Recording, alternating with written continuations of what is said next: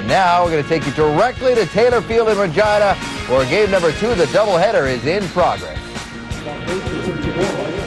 It is the Eskimos and the Saskatchewan Roughriders at Taylor Field. It is sold out here, and the Eskimos have dominated on the first 2 possessions, beginning at the 50-yard line and the 53, but so far only 1 point is on the scoreboard. Both teams have had the football twice. Both teams have had to kick the football, but because the Edmonton Eskimos got a couple of no-yards calls, they have the field position advantage. And here's where the Eskimos are right now, inside the Saskatchewan 25-yard line, looking at 2nd and 5. And Moss has this one picked off as the Riders snuff out the drive. Santonio Hall comes up with the interception. Check that, it's Travis Smith with the interception, number 48. Yeah, Travis Smith's right back here. He's going to drop right underneath this throw from Jason Moss and get right into that curl zone and just win the fight for the football. See how he steps in front of that, the crossing route from Ed Hervey, and that can change the field position for Saskatchewan. Absolutely, the Riders take over at the 35-yard line. This is their best spot so far with 8:16 to go in the opening quarter. Wind is going to be a huge factor in this game this afternoon. It favors the Edmonton Eskimos as Kenton Keith reverses his field and finds extra running room. This is why this guy is the best back in Canadian football right now. Kenton Keith has enough for a Saskatchewan first down. The starting quarterbacks are brought to you by Wendy's, the official hamburger of the CFL. Wendy's, it's better here. And here they are. Jason Moss intercepted once already. Henry Burris has not had much success so far, but he gets a better opportunity where the field position that the Riders have right now. Last time the Edmonton Eskimos won in Taylor Field was 2001. At that time, Jason Moss was the quarterback. Riders have their first down, and a time count violation goes against Henry Burris. This is the playoff for the playoffs, and the Riders have sold out Taylor Field. Saskatchewan number 1. Still first down. And no doubt about it, Glenn, this is the most talked about game in recent memory for Saskatchewan football fans. Well, the last time the Saskatchewan Roughriders hosted a playoff game was back in 1988, 16 years ago. So Danny Barrett has a chance with a win to get in the driver's seat in hosting a playoff game this year. And what's on the line in this one is a playoff spot. The winner here today will grab a playoff spot in the CFL West. The loser will have to wait at least another week. On 1st and 15, there is no room for Kenton Keith there. So Henry Burris has bounced back after 2 tough losses to Winnipeg and engineered 4 straight Rider wins. The return of Matt Dominguez coincides with the Saskatchewan 4-game win streak. He has 17 catches in his last 3 games. And up front, big Fred Childress has made a huge difference. The Riders have not lost with Big Chill at left guard. 2nd and a bunch, Saskatchewan. Burris puts it up, and he'll get about halfway back to the first down. Corey Holmes makes the catch. Well, good news for Edmonton fans. Singor Mosley is back in the defensive lineup for the Edmonton Eskimos. Missed last week due to injury. He's playing hurt, but they need his leadership in that front 7. And in the secondary, Malcolm Frank. 7 interceptions on the season and set a CFL record, taking 5 of them back for touchdowns. Starting lineups brought to you by Tums. Tums tackles heartburn fast. McCallum is in. Kicking on 3rd down, into the wind. He tries to keep it low.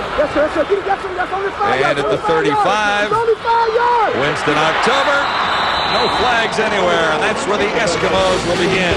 Back at the Edmonton 30. Good special teams coverage by the Riders. NFL on TSN is brought to you in part by Wendy's, the official hamburger of the CFL. Wendy's, it's better here.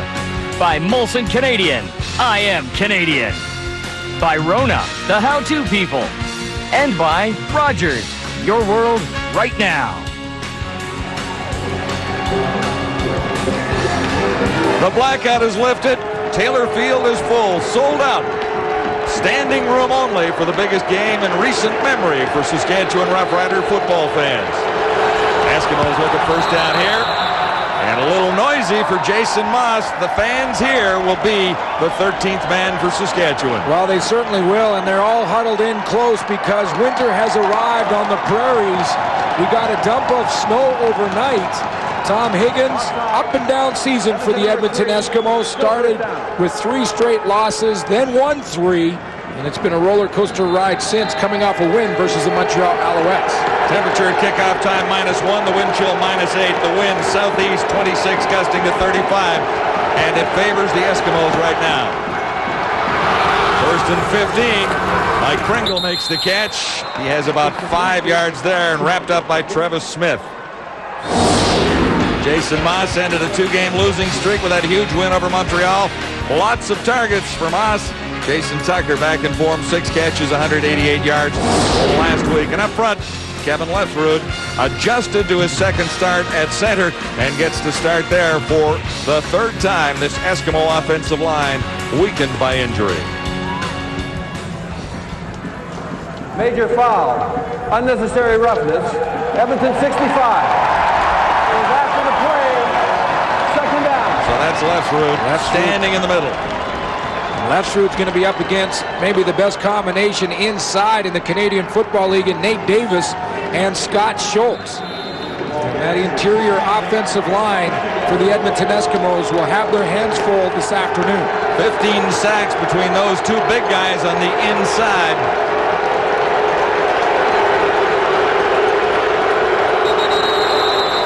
So some early movement on the other side. It's Nate Davis jumping this time. And they will move Nate Davis around a little bit. Danny Barrett was telling us yesterday that in the last few games and during this 4-game winning streak for the Saskatchewan Roughriders, they started to move. Saskatchewan 98, still second down. They started to move Nate Davis and Scott Schultz around, so we may see Nate Davis come off the edge a little bit more. Now that's a different position for him.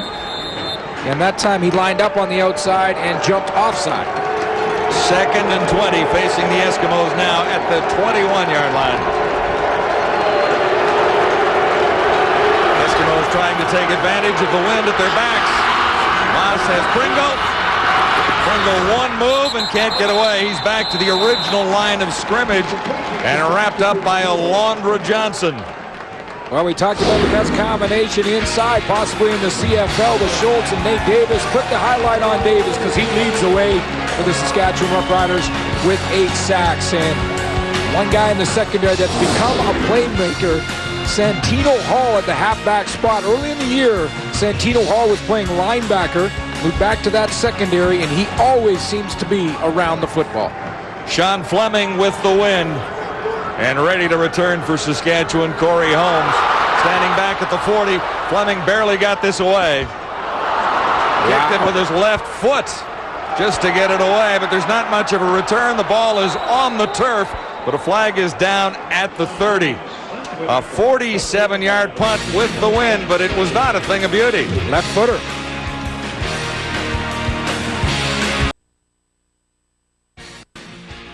Jennifer Daynard of Edmonton, you could win a 50-inch Prima Plasma TV if a kickoff is returned for a touchdown in today's game. Thanks to Safeway's Touchdown to Win promotion, and if a second kickoff is returned, you could win $1 million. So good luck, Jennifer. Here's Sean Fleming with the Eskimos leading 1-0. Lucky to get that punt away and lucky to get the yardage he did out of it. Watch here. Well, he's lucky because he bobbles the football right in his hands. A good snap by Roger Reinson, but he drops it and then has to left foot kick it. Now, he got a good bounce, but because of a no yards, the turnover does not stand. Saskatchewan gets the football. Holmes put it on the ground, but the Riders retain possession. It's first down, Saskatchewan. Burris with time. And he has a connection. Dominguez in his 4th starts for Saskatchewan. Yeah, you mentioned Matt Dominguez and what he brings to the table. Matt Dominguez fills in for Elijah Thurman. Now, Elijah Thurman is on the injured list and a good receiver, but Matt Dominguez just brings that veteran experience to the lineup. He takes Elijah Thurman's spot and has for 3 games now. He has speed and he has size. Last year, over 1,000 yards receiving. Took a crack at the NFL and came back. Burris has room, and he's got his target, Corey Holmes. And this guy has been sensational in everything he's done for these Roughriders this season. Nice job of patience from the quarterback, Henry Burris, who is just going to slide over here and wait for Corey Holmes to open up. Corey Holmes is Mr. Versatility for the Saskatchewan Roughriders. He'll come in the game for Kenton Keith, give him a rest on the sideline and run the ball out of the backfield, or he's a very effective receiver once he gets outside, as he shows right there. 39-yard gain for the Roughriders. In across the Edmonton 35. Kenton Keith.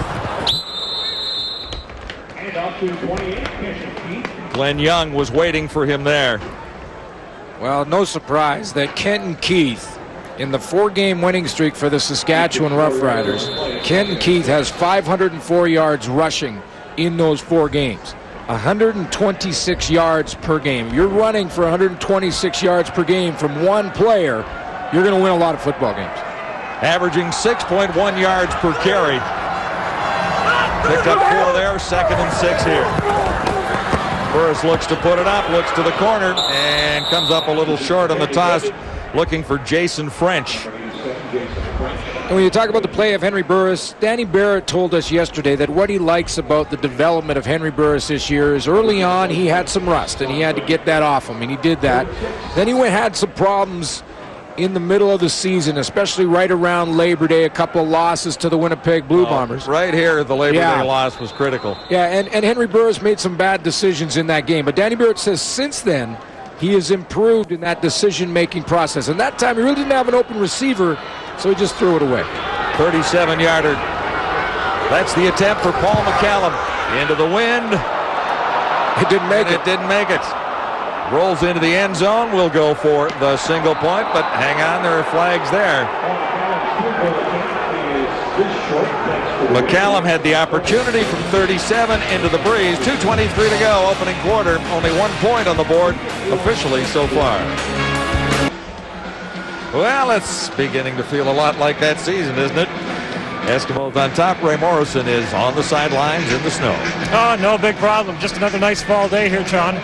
Actually, one of the things about the game is fans have been wondering if they're going to see the most of the big stars today. I talked to Mike Pringle. He said if I can keep my extremities warm, my hands warm, I can get a feel for the football. He's not that worried about it. And as far as Kenton Keith, he says, I worry about my muscles tightening up on the side once I do make a big run. He says, yes, I am a little slower, but so are my defenders. I might be able to break one here if I get the opportunity. So that's what some of the big runners from today's game were saying, guys. John Avery of the Argonauts didn't see it that way yesterday. He had a couple of fumbles in Calgary, and after the game, his comments were something to the effect that he'd rather see dome stadiums everywhere in Canada. Well, winter, how cold it was. Winter has arrived here, and when we got off the plane yesterday, there were a flock of seagulls heading in a hurry south. Eskimos on first down. A chance for the interception there. I mean, yesterday when we arrived, it wasn't that bad. There's Santino Hall with a nice play. There's what happened this morning. We got the blizzard overnight. Now, the field crews have done a nice job of cleaning the stands, cleaning off the field. The field is actually quite dry. And it's not slippery out there at all from what we've seen so far. No, really not that slippery. They did a nice job of cleaning it off. It took them a while, but it is cold and a little breezy. Wind chill -8 at kickoff time. 2nd and 10, Eskimos. Moss had a little trouble hanging on to that. And this one is picked off.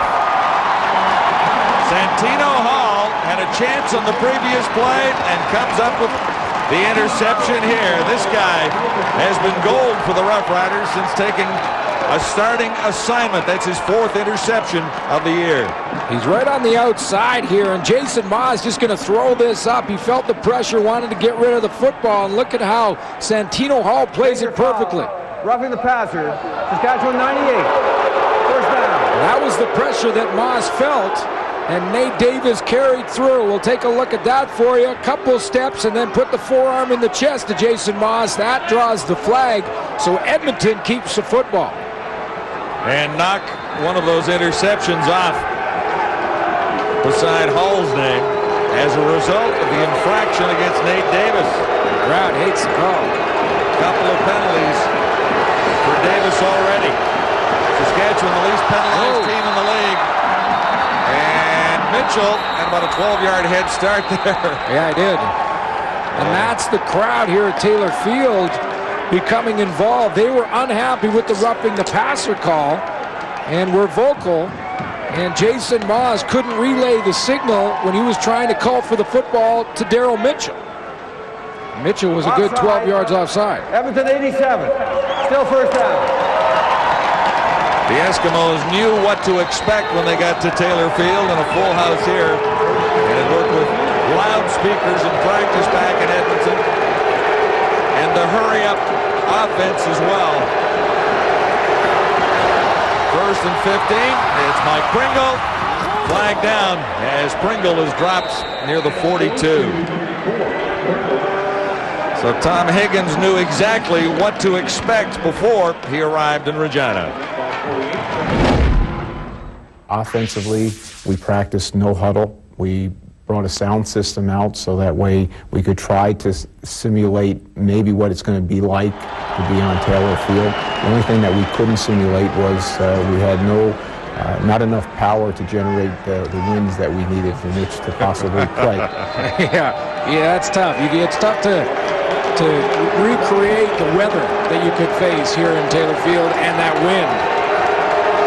26 gusting to 35, and for another minute it will favor the Eskimos.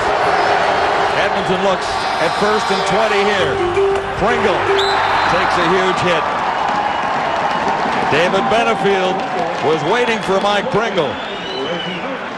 Mike Pringle just slips out of the backfield, and the idea for Edmonton Eskimos is to try and pick up at least half of the lost yardage, but David Benefield closes in a hurry, and this is showing you some of the ways that they change up what they do defensively on that tackle. 137 touchdowns for Mike Pringle, even with George Reed. And another record could fall before this is over today. Almost intercepted. In fact, it is. Alondra Johnson takes it on the deflection. Now there's a flag down on the field in the defensive secondary. We'll take a look at that, but that shows you what a little bit of hustle will do on the backside. Alondra Johnson hustles back, and he gets the tip ball, but this may go against Saskatchewan. Looked like there was early movement down there. Alondra Johnson, ex of the Calgary Stampeders. Outside, Saskatchewan, still second down. Alondra Johnson starts right there in the lineup. He is spying Pringle. He takes Pringle out of the backfield, and then watch the hustle. For all the kids watching this game, that's how you make the big plays. If you never quit on a play, you get a chance. Penalty goes against Saskatchewan, so Edmonton takes the football. They won't get first down yardage. So Sean Fleming comes in the game. Look at this, on second down with only 7 seconds on the clock in the first quarter, the Eskimos are going to kick it away on 2nd and 15 because they have the wind at their backs. Smart call. Yeah. Fleming sails this down to Holmes, and Corey Holmes has the 35, the 37, and he stopped there. Good call by Tom Higgins to kick it away. On the final play of the opening quarter, he gets a 49-yard play. At the quarter, brought to you by Reebok, the only brand that hangs in every CFL locker. All right, let's remind everybody that first place in the West is now gone. BC claims that via their victory today in Montreal. These two are fighting for second spot. Since 1976, the last time Saskatchewan finished first in the West, they have never finished ahead of Edmonton, which they can if they got to win today to keep that alive. Hey, they may change it all as of this football game. A couple things, couple quick observations. Kevin Lesserud has to have a good day in terms of shotgun snaps. Tim Princeton is out. That's going to be key for Saskatchewan. Keep Kenton Keith involved, because in the previous game, the one that Edmonton won 31-7 on August the 20th, they abandoned this running back, and it changed the dynamics of the game. 6 times a quarter, you got to get him the football because Henry Burris is at his best under a balanced offense, Chuck. Yeah, and Burris has looked like a different quarterback lately. Yes. Yeah, he's playing great. And for Edmonton, of course, Jason Moss is doing what he does. And last week, he showed the type of leadership that Edmonton's going to need if they are going to finish second in the West. And doing plays like this, I mean, running over guys, he's fired up. And I was talking to Danny Machoch, offensive coordinator for the Edmonton Eskimos, earlier in the season. He says we are going to go as far as Jason Moss can carry us. And right now, it looks like Jason Moss is playing with that kind of intensity. Last week, he was showing he's prepared to take the big hit to get the ball down the football field like you just saw. I think everything rests on his shoulders, David. Well, right now, you're right about Henry Burris. He's led them to a 4-game win streak. They're trying to keep that going today. Roughriders went against the wind in the first quarter. They're only down by 1. Might be happy with that. Here are the other numbers. Yeah, you look at it, you can see the weather is affecting the offenses. I'm going to write something right over the top of this. 2 penalties for Saskatchewan could be key plays in this game. 2 penalties that brought back interceptions, one by Alondra Johnson, one by Santino Hall. Here are the Roughriders with the wind at their tails for the first time. Burris pumps once and goes over the middle. Not quite a first down on the connection with Kenton Keith. So the BC Lions clinch top spot in the CFL West as a result of that victory in Montreal this afternoon. What's on the line here today is another playoff spot. The winner between Saskatchewan and Edmonton claims a playoff spot. The loser has to wait at least another week. Yeah, because Winnipeg can still move up that ladder, and Winnipeg has a season series with Saskatchewan, but the winner here clinches a playoff spot. They're still not sure if they're hosting the game yet. On second down, Burris stands in and missed the target. What we do know is the BC Lions will host the Western Final. And what we don't know is where the Western semifinal will be played. It's been a long time since it was played at Taylor Field. We're looking all the way back to 1988 for that. For a playoff game to be hosted by the Saskatchewan Roughriders, and that has been the goal of this football team all season long, considering what happened to Saskatchewan last year, having to go to Edmonton and play in the Western Final. Winston October. Solid special teams coverage as 3 riders converge on him. Kennedy Nakiason leading the way. This quarter is brought to you by the Pontiac Wave. Pontiac, built for drivers.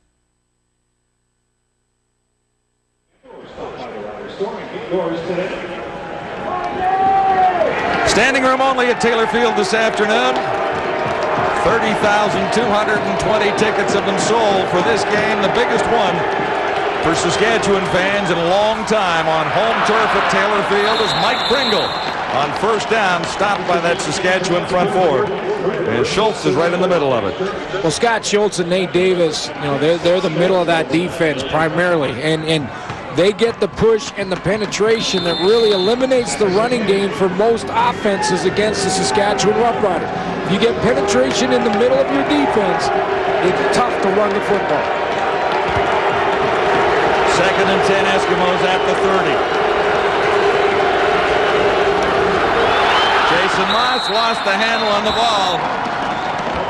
And it looks like the Eskimos got it back just barely. Couple of miscues have happened to the Eskimos, and you can hear the fans creating a little disturbance, but I don't think that was the problem there. The ball gets a little colder, and you got to hang on to it a little bit stronger. Lefsrud, not only does he have to now snap the football, but he has to deal with Scott Schultz and Nate Davis, who ran a little bit of a stunt up front that time. Caused some problems for the center, the Edmonton Eskimos. Tim Princeton, the starting Eskimo center, on the sidelines the last couple of weeks, so Lefsrud has had to step in. Holmes is back. Sean Fleming inside his 20. Into the breeze, not deep. Here's Corey Holmes. Needs a block to the near side. Super speed here as Holmes sets the Eskimos up near the 41. So the Roughriders begin from there. It's Corey Holmes. He returned it to the 41 and set the Riders up in great field position there. Genty leading the tacklers for the Eskimos. Corey Holmes, 2,158 all-purpose yards coming into this game. He has a 19.1-yard kickoff return average and almost 10-yard punt return average, up there just over 8. This team is extra dangerous with Holmes and Kenton Keith in the backfield at the same time. And Burris on the quarterback draw. He'll score. Henry Burris. Thinking run all the way. Burris has a 34-yard touchdown. John, the play-action fake to Kenton Keith absolutely froze the Edmonton Eskimo defense, and I'm not talking about the temperature. They hit right in here on the fake, and Burris comes outside, and every one of those Edmonton Eskimo defenders felt like it was a running play to Kenton Keith. They all bought, and look at the room that Henry Burris had to run the football. The quarterback races to the end zone. The Eskimos have given up the first touchdown of the game. Burris, the 34-yard run.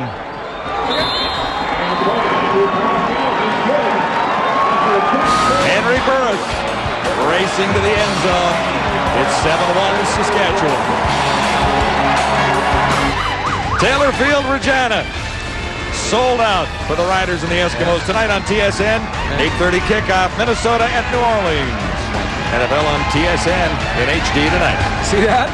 TSN hats right there. Oh, very cool. TSN #1. All we're hoping is there's no lightning here today. You wouldn't want the lightning on tinfoil. The guy with #1's going first. It's the tallest.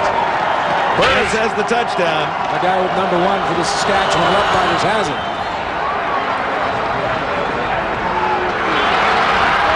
Eskimos with Winston October leading the charge. And October, decent return to the far side, and Edmonton will begin near the 30. Roller coaster ride for the Edmonton Eskimos this season. Started the year 0-3. First game out of the gate was the Grey Cup rematch with Montreal. Then went on a little bit of a winning streak, starting with the BC Lions, beat them, and then went 3-0. Back to even there. Yeah. Then a couple of losses. Then 4-0 from weeks 9 to 12, and they win their last game versus Montreal, which was huge after losing 3 in a row. Yeah, ending that last 3-game losing streak. So that's where the Eskimos are. 8-8, even with the Saskatchewan Roughriders in the CFL West. Whoa! Pringle is decked. Tero Jeriniak. And he draws in the Jeriniak into the lineup, and he's just, watch the penetration from this defensive line. See, Nate Davis in the middle demanded the double team, and that leaves Jeriniak on the outside a chance to go one-on-one, and he makes the tackle. Pringle stopped in his tracks at 2nd and 10. Jason Moss behind the intended receiver. That was Terry Vaughn, closing in on 1,000 yards one more time. And for a while, it looked like he wouldn't get there for the 10th straight year. He just needs 16 now to get there. And probably be one catch sometime in this game this afternoon for Terry Vaughn. But it was looking like it might have been a challenge this year to get his 10th consecutive 1,000-yard season. Even 5 games ago, it looked like it would be, but Terry Vaughn coming up with a super game last week. 5 catches for 114 yards against Montreal to put him over that hump and get him close. Sean Fleming at his 20.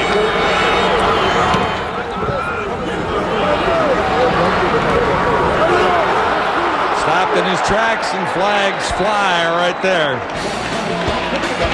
As Holmes is wrapped up, it's Wendy's CFL Live from Regina.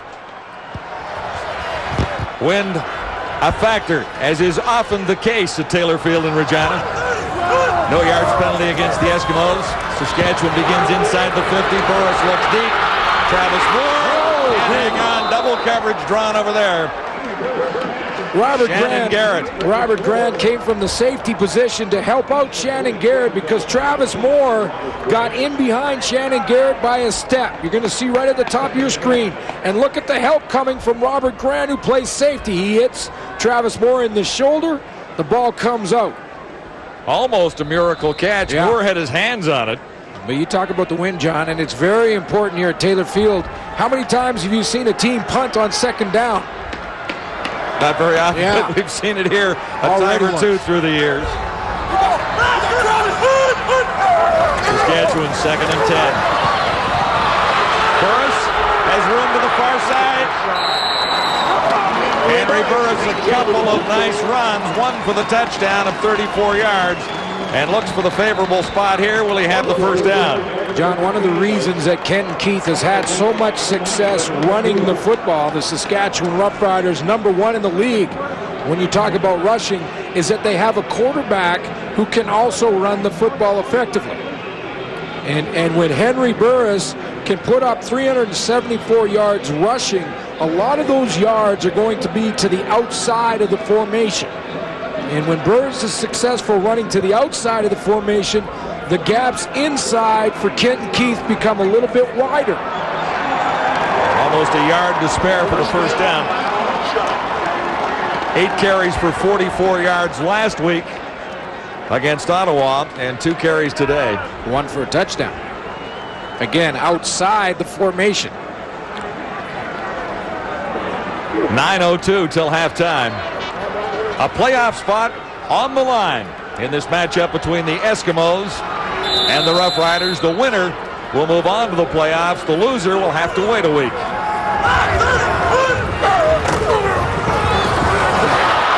This guy runs extremely well. Corey Holmes. You look at the 4-game winning streak for the Saskatchewan Roughriders, and you always hear coaches say, if we make the big play when we need it, we'll win the football game, and that's what the Saskatchewan Roughriders have done. And you notice Kenton Keith's name a few times in that list.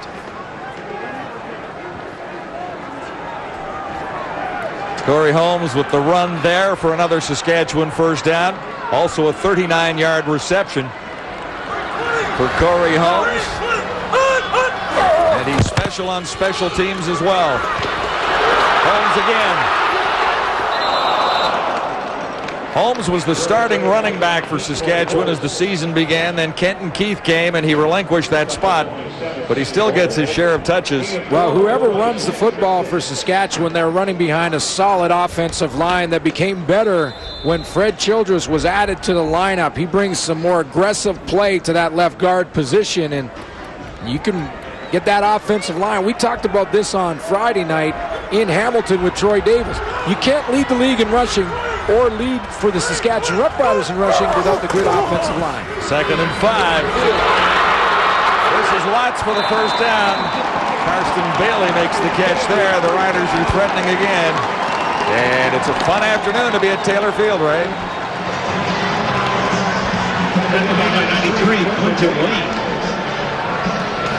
Kenton Keith is on the sidelines here, John. He took a shot to the head and is a little bit woozy, so Ivan Goodfriend, the athletic therapist, told me he's just going to sit out a series here and just make sure he's all right.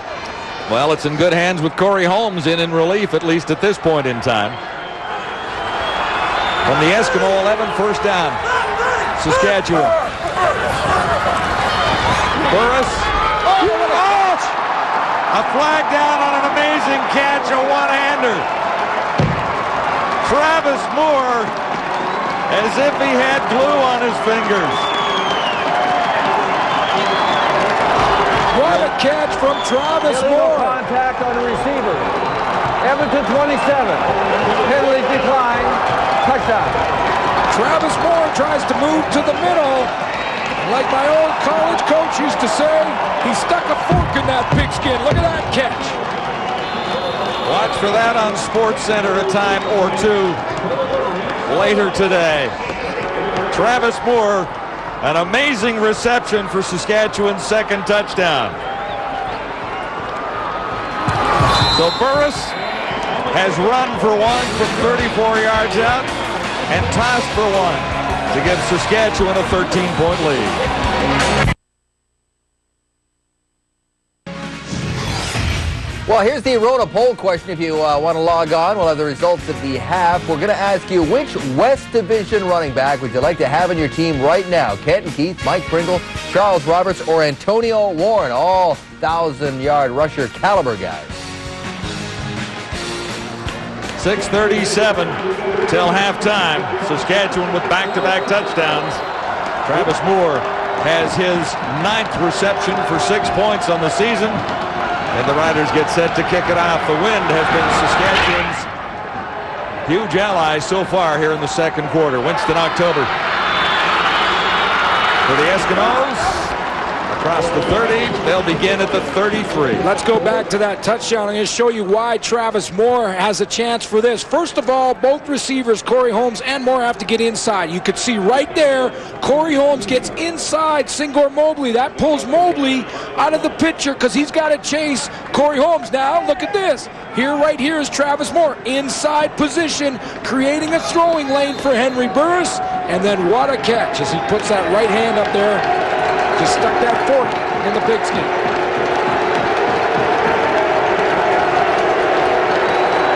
First down, Edmonton. Eskimos 32. Jason Moss. Intercepted. Picked out by Jackie Mitchell. Flags are down as Mitchell heads to the end zone. He'll not get there. Tucker made the tackle. We'll check the infraction. John, Eddie Davis, defensive back for the Saskatchewan Roughriders, was working on Ed Hervey at the opposite side of the field, and he chased the official all the way across the field talking to him. And based on that, my guess is that this penalty flag is against Eddie Davis. And if that is the case, that is the third interception by Saskatchewan that has been ruled out because of penalty. Well, and this is a nice one for Jackie Mitchell. And Jackie Mitchell, you see how he slides under the first one from Jason Tucker and then moves out to the next curl route and slides under that throw from Jason Moss. Now, the penalty, if it is against... There we go. There you go. They waved it off. And you know why they waved it off? It was so far away from the play, it had no bearing on it, and they decided, you know what, no penalty. And Eddie Davis, he ran all the way across the field. He may have talked the officials into that one. Mitchell has the interception, and the Roughriders are set up at the Edmonton Eskimos 6-yard line.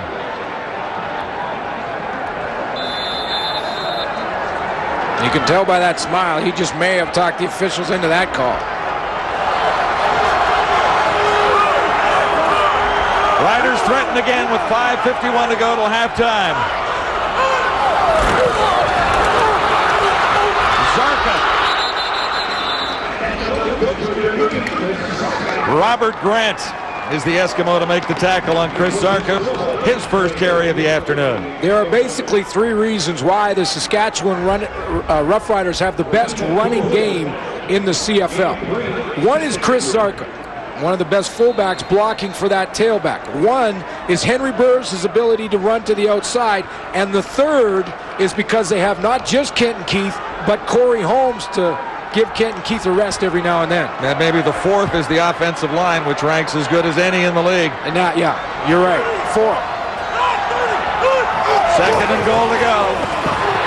Touchdown, Corey Holmes. And that fourth reason, John, is why Corey Holmes went into the end zone untouched. Whoa, look at those big guys dancing, too. Charles Thomas doing a little high stepping in the end zone. They've been practicing. Corey Holmes has the touchdown, and the Riders have scored 3 in a row. While the left side of this offensive line for the Saskatchewan Roughriders, Charles Thomas, Fred Childress, they just washed down the entire defensive front seven, including A.J. Gass for the Edmonton Eskimos, and Corey Holmes goes in virtually untouched.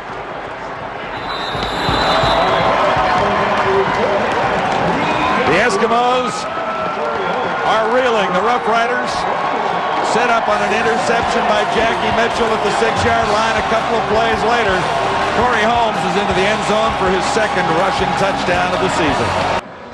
In Saskatchewan, the wind is your friend.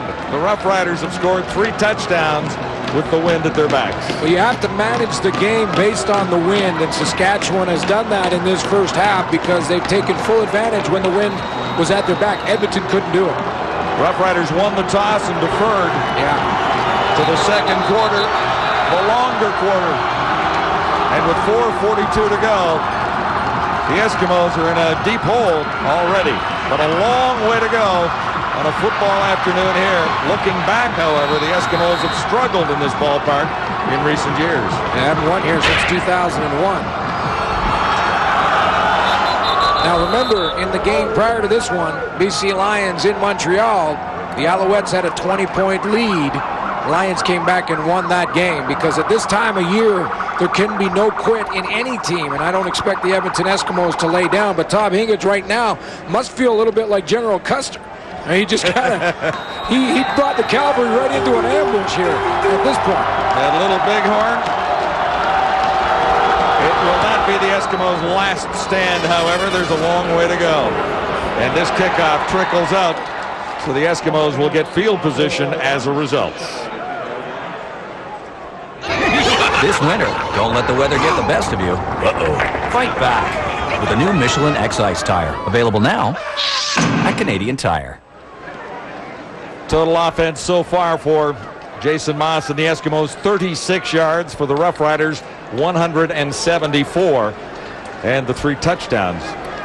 Yeah, the difference in the game right now in the first half is not just the win, but also I think right now the Saskatchewan Roughriders have won the battle at the line of scrimmage. They are controlling the Edmonton offensive line. The Saskatchewan offensive line has dominated the line of scrimmage. Eskimos from the 45. First down. That one slips right out of Moss's hands. It'll be ruled an incomplete pass. He was in the throwing motion. He just cannot get a good grip on the football. And the very first play of the game was similar for Jason Moss. He drops back. He just loses the handle as he goes to get that one under there to Ed Hervey. That was kind of floating up there dangerously for the Edmonton Eskimos. One interception for Saskatchewan already. Jackie Mitchell set up a touchdown. Moss dropped for the first time. Reggie Hunt. They just cannot handle him up front right now. The Edmonton Eskimos offensive line is struggling. It doesn't matter if Saskatchewan goes with a 4-man rush or they send one extra in. Reggie Hunt right there, number 9. He lines up in it, then stunts around the outside. Alondra Johnson occupies the block. Dan Comiskey can't get back to Reggie Hunt, and he gets there for the big sack. Third sack for the Roughriders.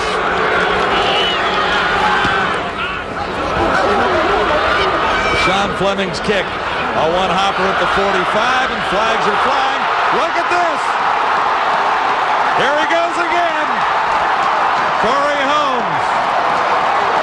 The penalty marker is down at the 50-yard line, but you would have to believe it's no yards and against the Eskimos. The way Saskatchewan is celebrating right now and Edmonton is basically walking off the field, I would have to agree with you. The ball was bouncing around. It looked like there was Eskimos in the 5-yard area. And they're lining up for the extra point. Let's take a look right now. Corey Holmes, you can see there's more than one Eskimo inside that 5-yard area. There was the flag to the right of your screen. And sometimes when you're inside the 5-yard area, if it's a cover team, you put the brakes on and you rest for a second. Edmonton did that, and Holmes took advantage of it. Back-to-back touchdowns for Corey Holmes. 66 yards on the punt return there. Followed up after his second rushing touchdown of the season. He's leading the way. It's 28-1. We talked about it being the biggest home game for the Saskatchewan Roughriders in quite some time. And John, remember, the Saskatchewan Roughriders only play Edmonton twice this year. They need to win this game to win the series by 25 points or more. And they're on their way to doing that right now. Edmonton has to stop this momentum in a hurry. They need to win by 25 points or more to win the season series versus the Edmonton Eskimos. Right now, they have a 27-point lead. The Eskimos won game 1 and the only other game of this season, 31-9, and back in Edmonton. So the differential is what the Roughriders have to do to finish ahead of the Eskimos should these two teams end up in a tie. That's right. For second spot at the end of the season. You know, and most people coming into this game thought that was going to be way out of reach. At this time of year, this would be two teams that have matched up pretty well. That 25 points would be a long shot for the Saskatchewan Roughriders. Well, all of a sudden, it doesn't look like such a long shot. You can see Danny Barrett, he wants to keep them fired up. Keep scoring points. We can win that season series if we win by more than 25. Well, and they were playing that down yesterday. Because winning so the many season points. series because of what is on the line. What the Roughriders' thought process is win this game and then let the rest of what's ahead in the final games of the season, one each for the Eskimos and the Roughriders after this afternoon,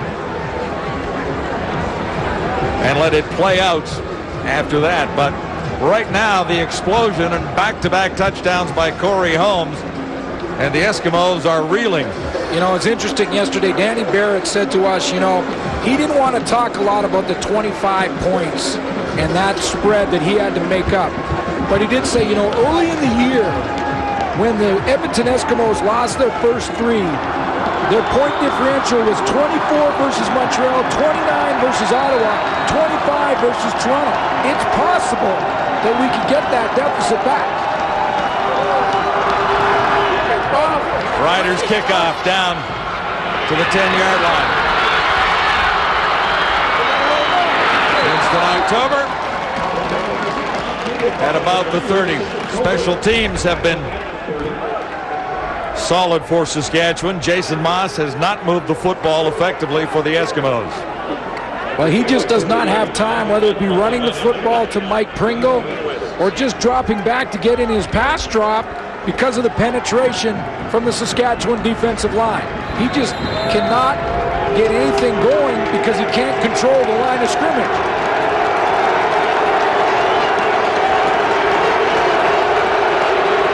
And Herbie to the near side on first down, Eskimos.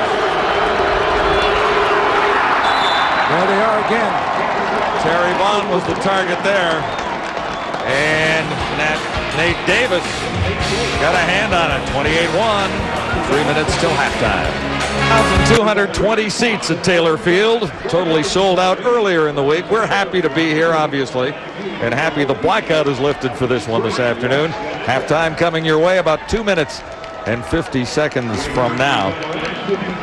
And I'm thinking that the fans at Hemorrhoid Hill are having a nice afternoon standing up down there in the end zone, too. On Labor Day, it's a little warmer on the grass. Mike Pringle was the target, got one hand, that's all on the football. Let's take a look, John, at the defensive line for the Saskatchewan Roughriders and how they are reestablishing the line of scrimmage back in front of Jason Moss. Look at this line of scrimmage right here. Now watch when Ed snap the ball, you see David Benefield, he gets the penetration through the open gap, and then look at that.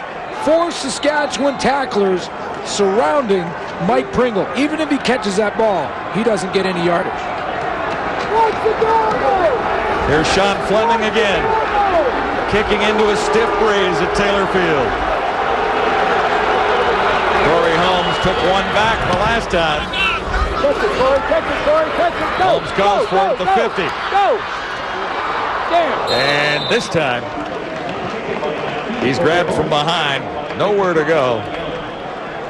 With 2:31 remaining till halftime, and Henry Burris has rushed for a touchdown, tossed for one other to give the Roughriders this 28-1 lead. Maybe most importantly for Henry Burris is that 0 interceptions so far in this first half. And he's used his legs a few times successfully as well. Should say 2 touchdown tosses for Burris. Yeah. But Travis Moore, along with the Corey Holmes, actually, it was a rushing touchdown. So.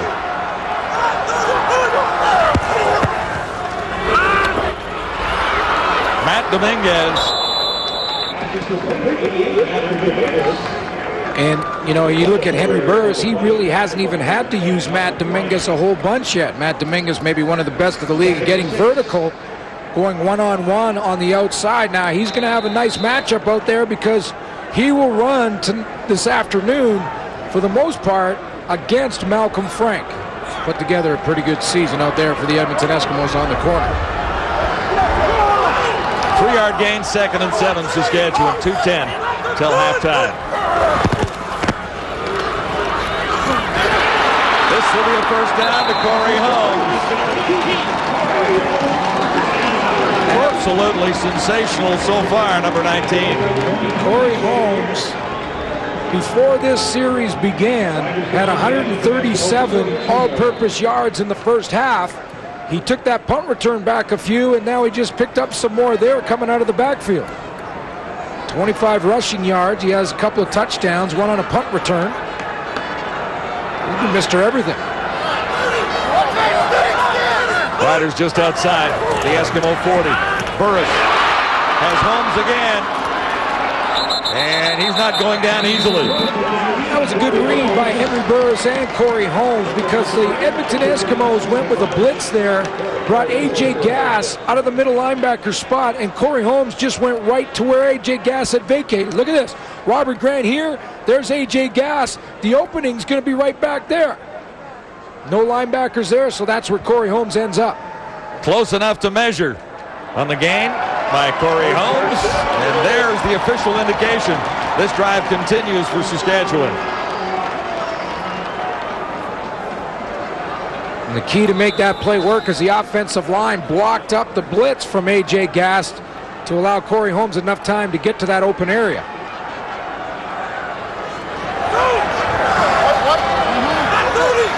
From the Eskimo 32. Holmes. Robert Grant made the tackle. And, you know, and he had to. Yeah, and that's a good tackle by Robert Grant in the open field. That's Corey Holmes. I mean, this is a guy that can, you know, make those great moves, and he can cut on a dime and give you a little change.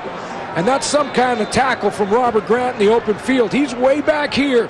Corey Holmes hits the seam, and he has nothing but 65 yards from sideline to sideline, and just one guy to beat.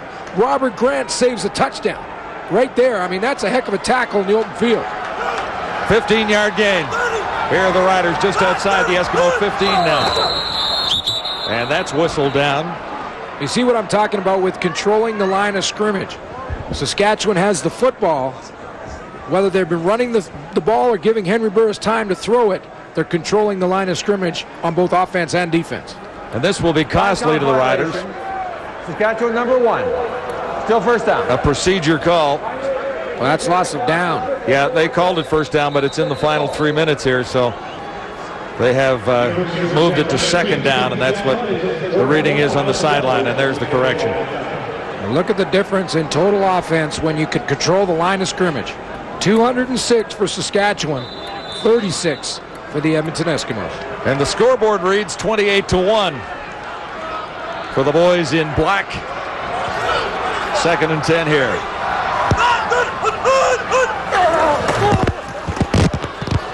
Corey Holmes. And there's really not very much there. A.J. Gass makes the tackle. But you see the difference. You see the difference. So Corey Holmes got that football, and he kind of ran into his own guy. He got all crossed up with one of those offensive linemen, or that goes for more yardage. But you saw that no one was really in his face. He has time when he takes the football from Henry Burris to look upfield and pick his hole. Very different from when Jason Moss takes the football or Mike Pringle. They're seeing defenders immediately. Paul McCallum comes in. According to his coach, Danny Barrett, he has been at his all-time best since he ran into a little problem in Edmonton during that first game of the year. Singor Mobley. Yeah, and he separated his shoulder. He's back at 100%, and he's 2 for 2. Missed from 37, I should say, has the 20-yarder. More for Saskatchewan. It's 31-1. Eskimos with Mike Pringle. And Reggie Hunt was waiting. He had a little bit of help. That's been all Saskatchewan in this first half. Patrolling the line of scrimmage. Reggie Hunt's made some big tackles. He also has a sack coming on a blitz. Jackie Mitchell in the linebacking core has an interception. Positive yardage for Pringle. He picked up 6, 2nd and 4. The time is running out in the first half on the Eskimos. 3 seconds to play. And the Roughriders taking full advantage of the wind in the second quarter to put up 31 points. Big plays all over the place for Saskatchewan. And Saskatchewan won the toss and deferred, which means in the second half, they will be able to choose the wind in the fourth quarter, the long quarter. So for Tom Higgins going in at halftime, he's going to have to tell his guys, look, we want to come back and at least close the gap and end that 25-point differential. Then we've got to do it in the third quarter, and we're going to have the wind at our backs.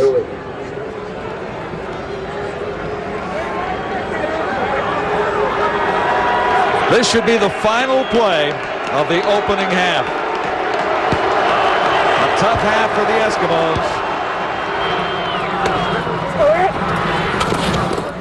Ed Hervey makes the catch, and there was not much left on the far side of the field by the time he controlled the football. So the Roughriders dominate the Eskimos completely, and a sellout crowd at Taylor Field is having a great time. So are the Roughriders with these celebrations. Yeah, there's been a lot of dancing going on at Taylor Field. They're hoping to dance with a home playoff date, a game that would be their first home playoff date since 1988. And just to remind you, Glenn Suter was talking about it earlier. Coming into this game, Saskatchewan won by 25 points or more, based on the score they had in their first meeting earlier on in the season. They would have the edge on Edmonton, both with one game remaining for second place in the West and that home date for the semifinal. Corey Holmes, maybe having the game of his career. Oh, man. I mean, getting Keith. I mean, he's not even being missed at the moment, but he's getting a lot of help. Getting a lot of help from that offensive line. They are simply dominating the line of scrimmage. Let me show you the Corey Holmes touchdown. I'll show you what I'm talking about. Have a look here at Mikowski and Green, guard and tackle, and watch the way they simply wash the entire D-line of the Edmonton Eskimos down and out of the way. But I want to show you something even more impressive than that, and that's Jason French here, who is playing slot, and his job at 200 pounds, he's right here, it's his job to go down there and clear it Abdullah, who's 250 pounds. How do you do that? You chop him down just like that, and he clears open the hole for him. Not very often you take your slot back, Schultz, and ask him to clear away for off tackle for your tailback. He does a great job. You know why? Because sometimes when you cut those guys, it hurts. I mean, you get kicked in the head or kicked in the ribs. So great job by the Saskatchewan slot. I want to talk about Henry Burris because I see him continually improving as a quarterback. Now watch this little play action fake. It works out great. He's in open space, but watch right here. Notice where Burris is holding the ball, right in the front of his chest. He's waiting to see which Edmonton defender will collapse towards him. If one collapses from the right, he holds it in the left. If one collapses from the left, he holds it in the right. Ball protection, ball security. Not one turnover for Saskatchewan. Credit Henry Burris for his awareness of that critical part of football, Dave. And his ability has been pointed out tonight or today to run the football. When he was the starter in Regina a few years back, his rushing numbers are double what they were when he was the starter for that full season before he went down to the NFL. But you leave most of the running to the running backs. And we asked you in the Arona poll question on our website, which West Division running back would you like to have on your team right about now? And, Corey Holmes is not on this list because Ken Keith is the main man in Regina, and he is edged out by Mike Pringle. Whoa. Interesting. Both with 1,000 yards. Respect for the bet. Yeah, a lot of people in Edmonton logging on. Brought to you by Wendy's, the official hamburger of the CFL. Wendy's, it's better here. Game one of our doubleheader, a thriller. The BC Lions fell behind 20-0 and never led until right here. Chris Brazel in the final minute. Dave Dickinson threw that touchdown pass. He came off the bench after Casey Printers rallied the Lions. Then he got knocked out after a hit by Ed Fillion. Dickinson goes 7 of 8 passing, including a huge conversion on second and long there in the dying moments. And the Lions clinch first with a win.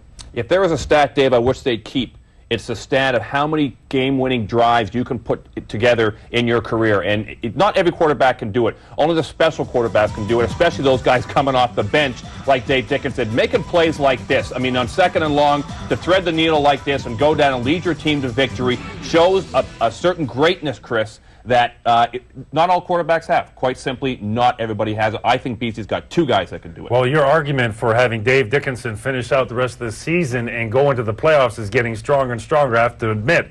For Montreal, there's a repetition of self-destructive activity on the football field here. 20 penalties, 166 yards, second game in the row that they totally beat themselves. Not only the Lions beating them, Anthony Calvillo threw for well over 400 yards in the passing game. You should win. But when you take away those penalty yards, it keeps giving your opponent an opportunity. And this time, the BC Lions capitalized. Credit the Lions. They can have that home field playoff, and they got a month to sell tickets. They've got it. They will be hosting the West Final for just the 2nd time in the last 16 years. Montreal lost Brian Chu along the offensive line to an ankle injury, and Ben Cahoon left, I think, in the 2nd quarter. He came back, though. Yeah, with his shoulder injury. So it's still tender. Up. It's still a concern, but if anybody can play through pain, it is Ben Cahoon. Hey, here's the next game we've got for you next week. It is Thursday night, a huge game between the Hamilton Tiger Cats and the Argos, as these two are now locked in a battle for 2nd in the East.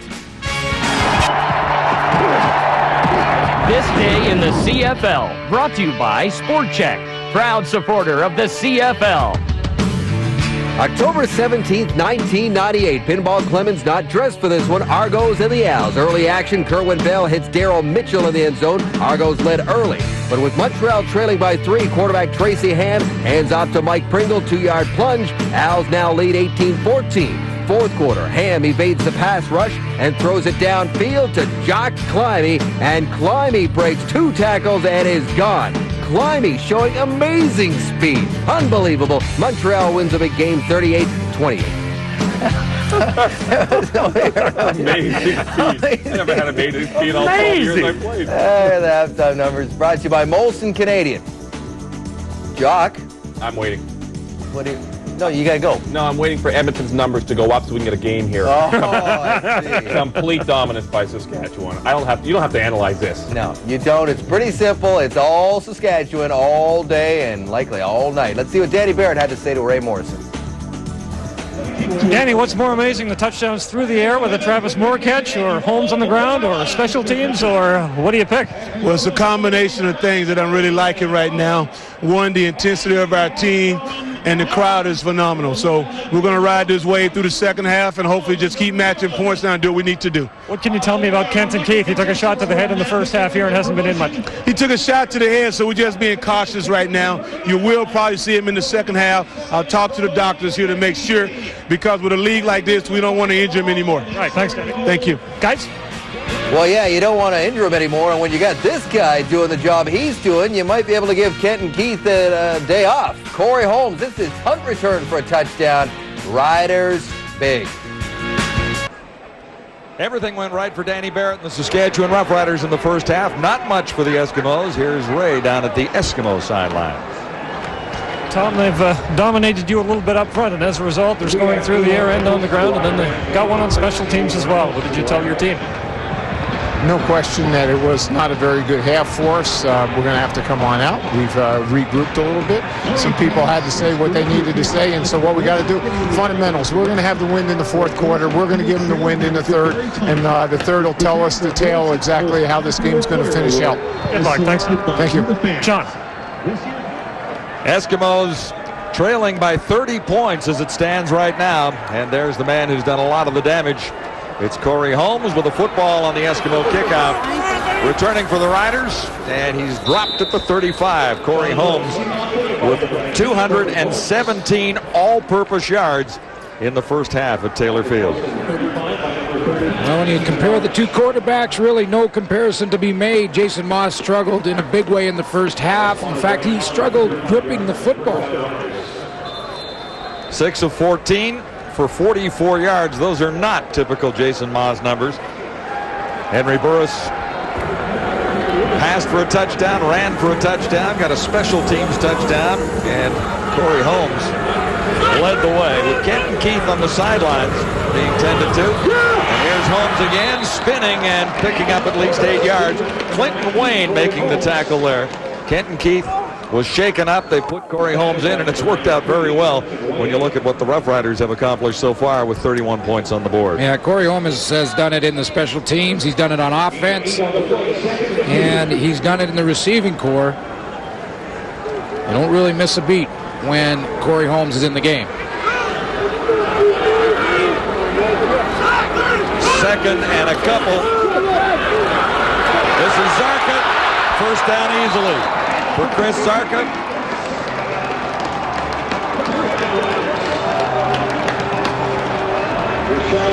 Corey Holmes. A spectacular opening half. There he is out of the backfield as a receiver. This for the touchdown. And this for the touchdown. 66 yards on a punt return for Corey Holmes. Henry Burris looking for Jason French.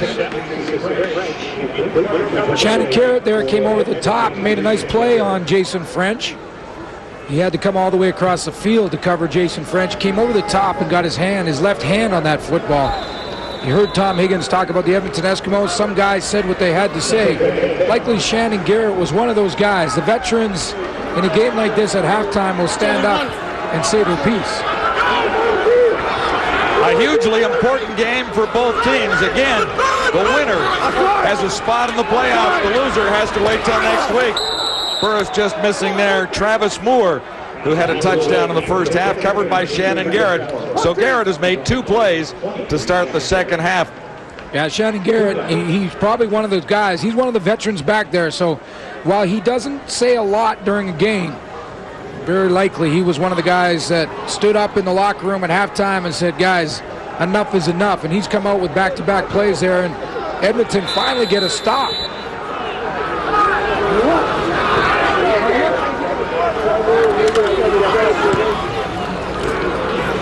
McCallum with the breeze inside the 10. Daryl Mitchell returning that time. Winston October is the #1 guy for the Eskimos on returns, but Mitchell steps in to take one back. This quarter is brought to you by Esquire. This is your time. Taylor Field Regina sold out for a critical game between the Eskimos and the Roughriders. A playoff spot is on the line. In this one this afternoon, the winner grabs a playoff spot. The loser will have to wait till next week and play out the final games of the season. Again, Jason Moss has trouble handling the football. He has bobbled a couple of snaps and had one slip out of his fingers as he was looking to throw. Well, Kevin Roughriders has had some problems with the shotgun snap since taking over for Tim Princeton, but I don't think that's the problem here this afternoon. Jason Moss has just had some difficulties gripping the football. It's colder, it has a little bit of slime on it, he can't get his hands around it. Eskimos did manage to get 5 yards on the fumble ahead, so 2nd and 5 for Moss.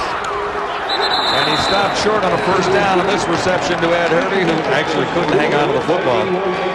Well, he was alone out there and is upset that he let that one hit the turf. Well, again, Johnny, he tried to throw that out to the outside, and it really was a wobble ball that he never got any grip on and didn't put any zip on the football. Jason Moss just couldn't get it to Ed Hervey in time.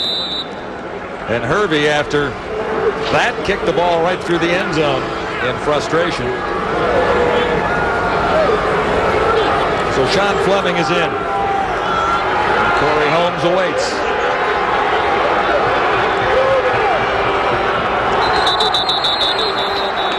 Delay of game there. A procedure call. Procedure, Edmonton 55. Yeah, that 5 yards can turn into 15, 20 yards at the other end when you're kicking into the wind, and Corey Holmes is your returner for Saskatchewan. And look where Holmes has moved up to another 10 yards as a result. He's standing near the Eskimo 50-yard line, so he's on the Edmonton side of the field. And you look at this, and Tom Higgins probably will give up with safety and 2 points here.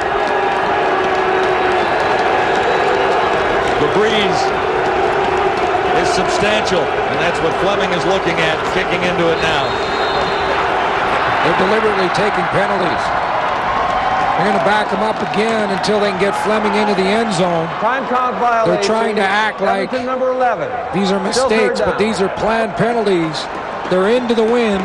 That gets Fleming now after back-to-back penalties into the end zone. He gives up the 2 points, and they get some of this field position back. You might as well. Corey Holmes is in field goal range when he catches the football. Holmes has moved up to the 45 of the Eskimos as Fleming drops 5 yards deep in the end zone.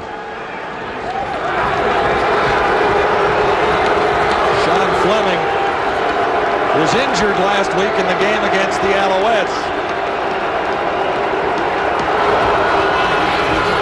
And this was what Glenn was talking about. Give up the safety here and grab some field position back early in the third quarter. John Fleming went to make a tackle on Ezra Landry last week, and the kicker got the worst of it. Fleming needed attention on the sidelines. He is not 100% in this game, so the Eskimos have backup plans for the kicking chores this afternoon if Fleming can't fulfill all his responsibilities.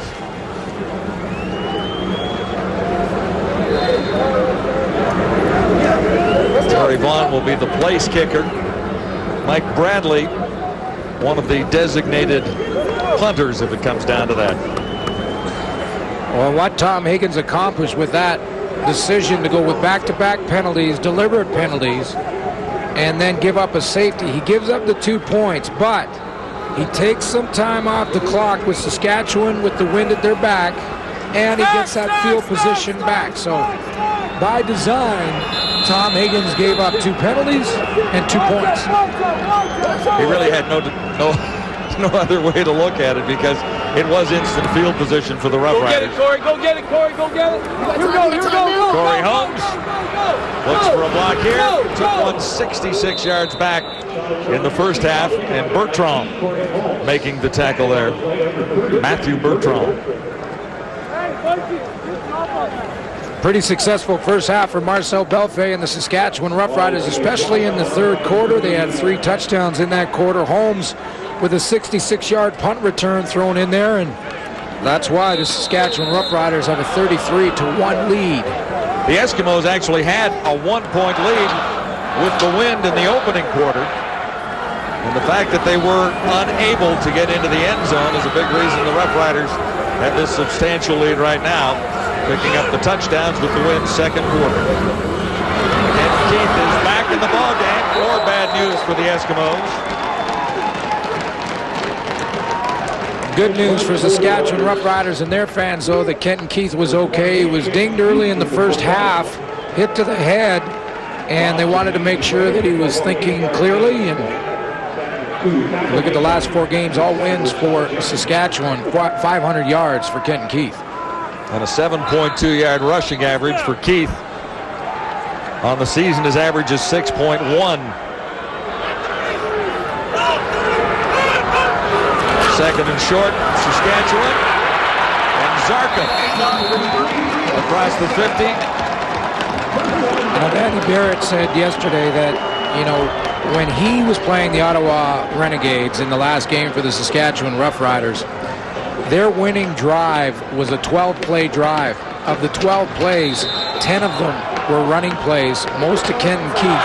That is some kind of luxury with the game on the line in CFL football. You can run a 12-play drive, and 10 of them are running plays. Zarka had the first down easily. Saskatchewan from the 50. Kenton Keith and Albert Reese making the stop there. Yeah, and you see the Saskatchewan offensive line and just open up all kinds of holes for Kenton Keith. Right now, the advantage for Saskatchewan in the rushing yards is substantial. 150 for the Riders, 19 for the Edmonton Eskimos. The Rough Riders lead the CFL in average rushing yards per game with 138. The Eskimos are well down the list, averaging well under 100. 2nd and 7, Saskatchewan here. Morris has the target and a reception. Travis Moore, touchdown earlier. Stephen Marsh was covering. Timing pattern from Travis Moore. He goes down the field and will just break out to the sideline. But watch how Henry Burris has no one molesting him in the back in the pocket. He just stands in there, blitz coming from Edmonton. He has lots of time to get that ball out of there to Travis Moore on the sideline. Fumbled it out of bounds, but he already had made the catch.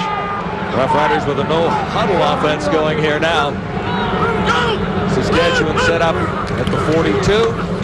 Fake to Kenton Keith, and he looked to Corey Holmes. Holmes had one hand on it, that was all.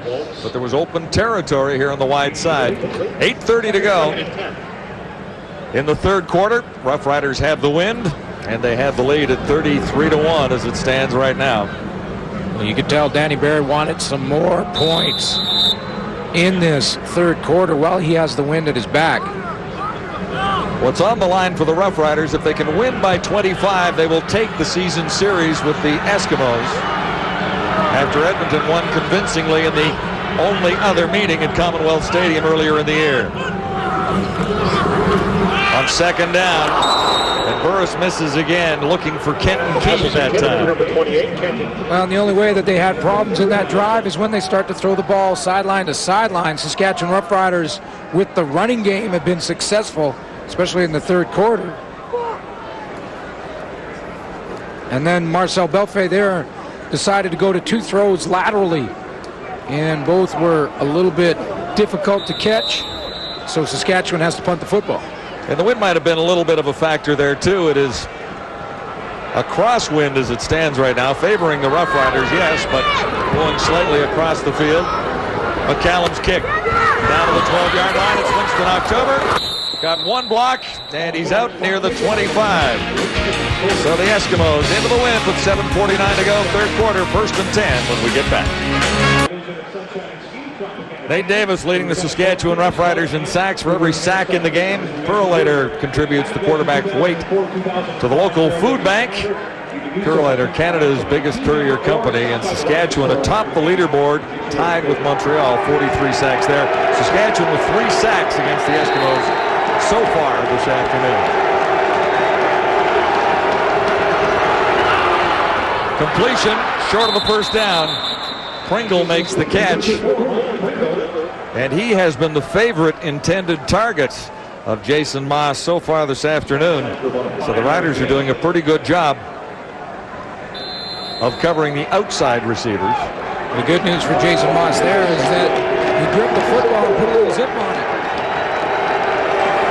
5-yard gain. Making a 6-yard gain, 2nd and 4 here. And that'll be a first down. The catch made by Ed Hervey, far side. So back-to-back completions for Jason Moss, and that hasn't happened a great deal this afternoon. Saskatchewan drops back into his zone defense, and Ed Hervey is just going to be the outlet man on the sideline. Couple steps up, he recognizes the zone, and he just slides to the sideline. Creates a target for Jason Moss. 13-yard gain. Here are the Eskimos out across the 40 at the 41. 3 receivers near side. Low snap, Moss has it up, and he's on the money again. Hervey again. And Hervey gets yards after the catch as well. Wrestled down finally by Reggie Hunt. Well, this time it's Ed Hervey again, but it's a different defense. Saskatchewan this time go with man-to-man, so Ed Hervey can go a little bit deeper before he makes his break. Hervey missed 4 games for the Eskimos. He got back last week to play against the Alouettes.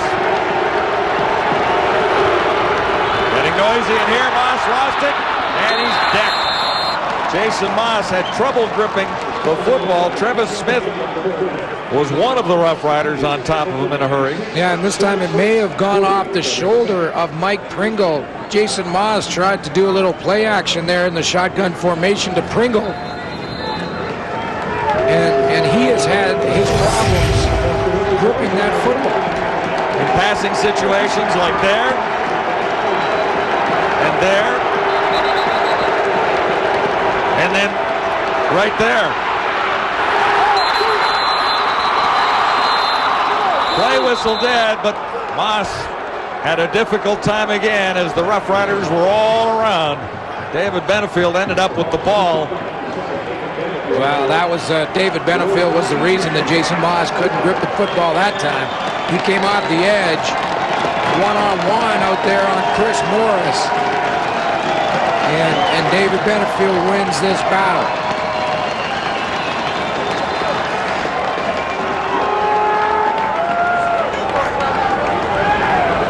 Pressure from Benefield. And he almost recorded the sack. Third down. Fleming is in. Holmes is deep. Corey Holmes back near his 24-yard line. High kick. Coming down. Flags will fly. Or will they? Now the flag comes in. No yards, and the penalty marched off against the Eskimos, so Henry Burris has a first down. Close to the Saskatchewan 50-yard line at the 48.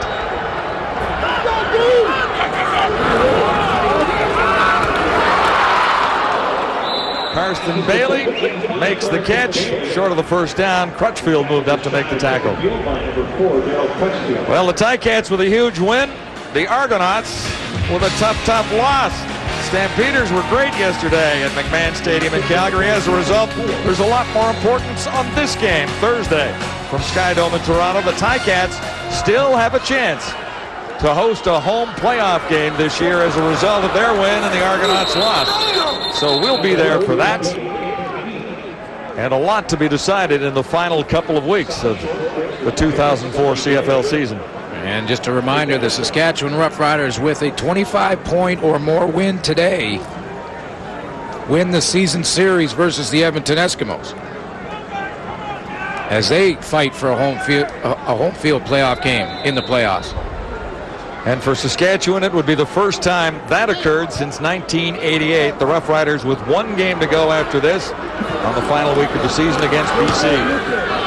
Paul McCallum with the win, and there'll be no return on an almost perfect kick by McCallum.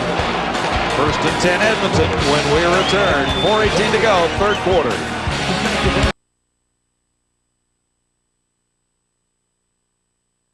Player of the game, Rogers Your World right now. You can use text messaging, type in GO CFL, and vote for your choice for player of the game. This guy will get a lot of votes without question. 217 yards in the first half alone for Corey Holmes.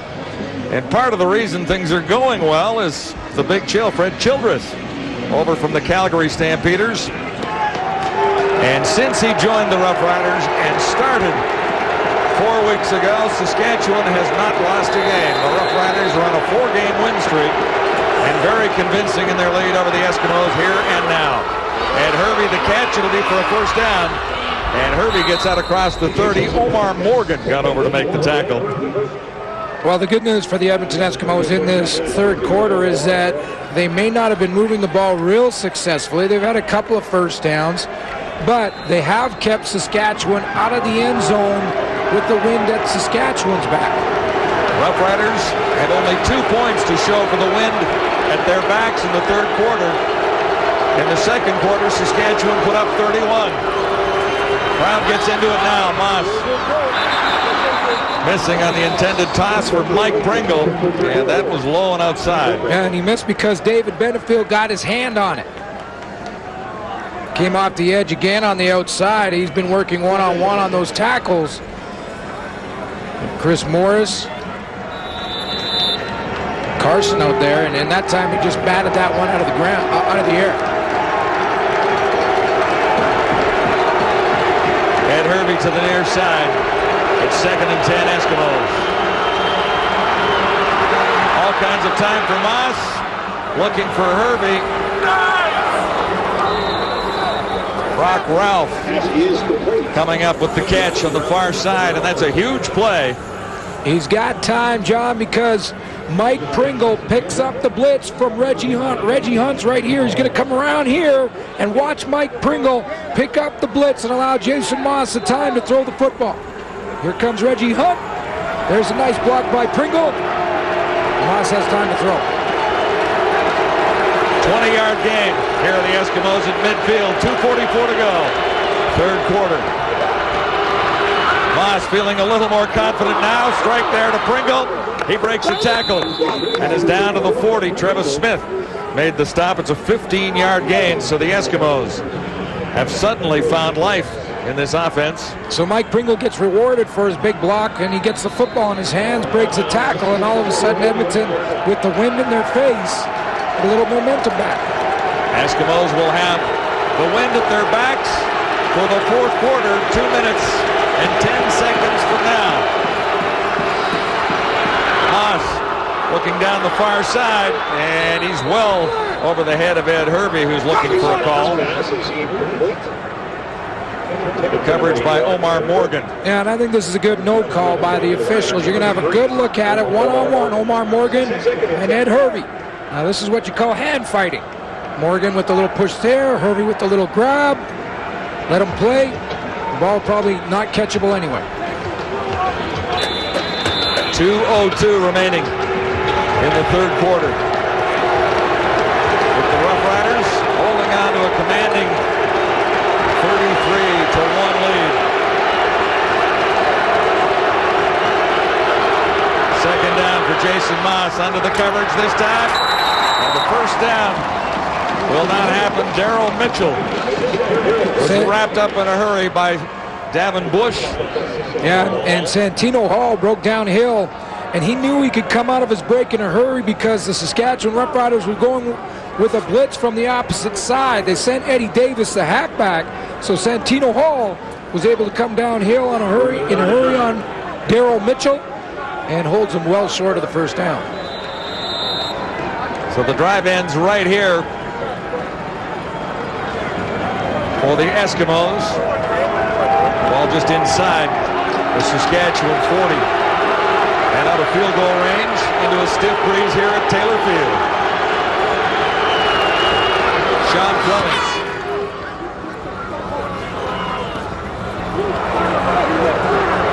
Corey Holmes lets it trickle into the end zone. And so the Eskimos have 2 on the board. 33-2.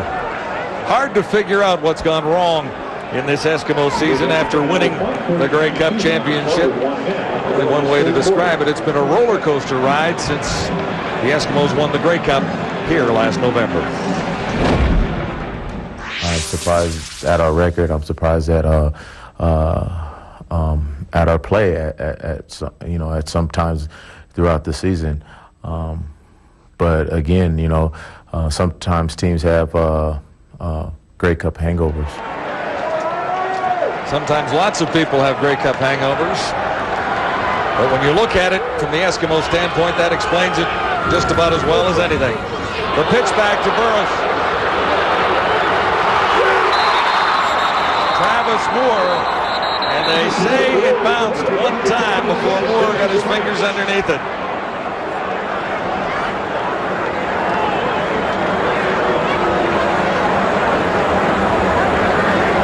Actually, it's Jason French sliding to the turf here. You see Kenton Keith pitches it back to Henry Burris. He goes down the seam and just can't get enough on it to get it to Jason French. That's a one-hop. Good call by the official. It'll be 2nd and 10 Saskatchewan with time ticking down in the third quarter.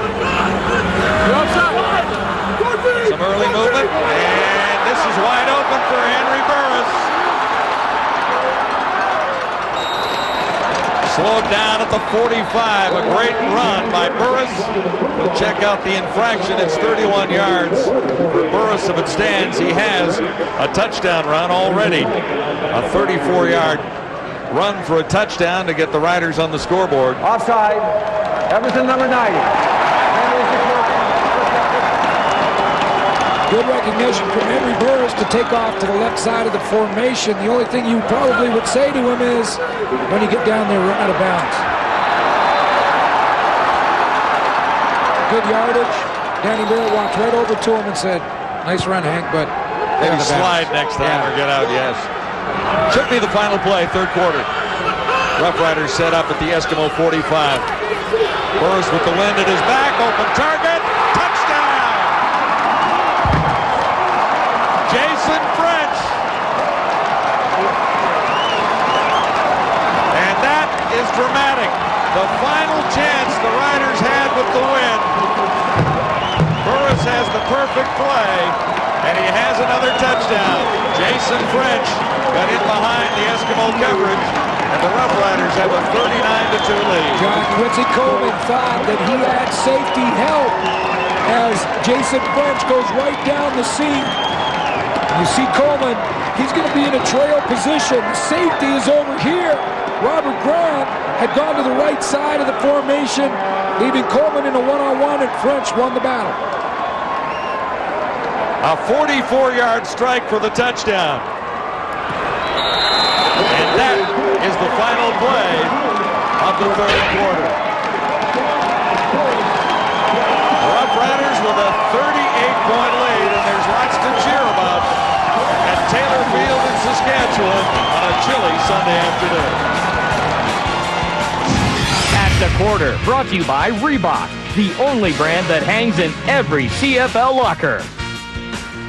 You know who's loving this result, other than people in Regina, obviously? The Winnipeg Blue Bombers. They play Edmonton. Edmonton's last game of the season is next Sunday against the Bombers, and the Bombers can control their playoff fate and knock Edmonton right out of the playoffs, because it looks as though second place could go to Saskatchewan today. Yeah, with that last touchdown for sure, and folks at home are trying to figure out, well, what's going to keep me here watching this football game? But despite the fact that it's 40-2, there is still something very interesting to watch, and that is the fact that right now Saskatchewan needs to beat Edmonton by more than 25 points in order to secure themselves second point, 24 points. And so that's because of a game back on August 20th when Edmonton beat Saskatchewan 31-7. So still very interesting to see how this game plays out, whether Saskatchewan's going to keep bombing Edmonton because they want to get that point differential spread. That's a good point about the points, because what it means, if you see the Roughriders kind of extend this lead, they're not trying to run up the score, they're trying to make a playoff position. And one new Roughrider, Freddie Childers, offensive left guard, he is having an impact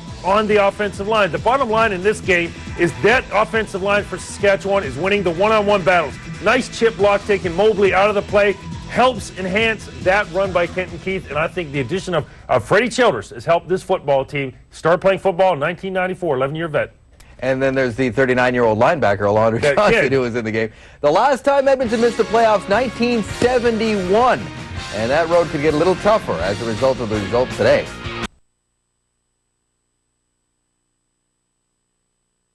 The scoreboard is not.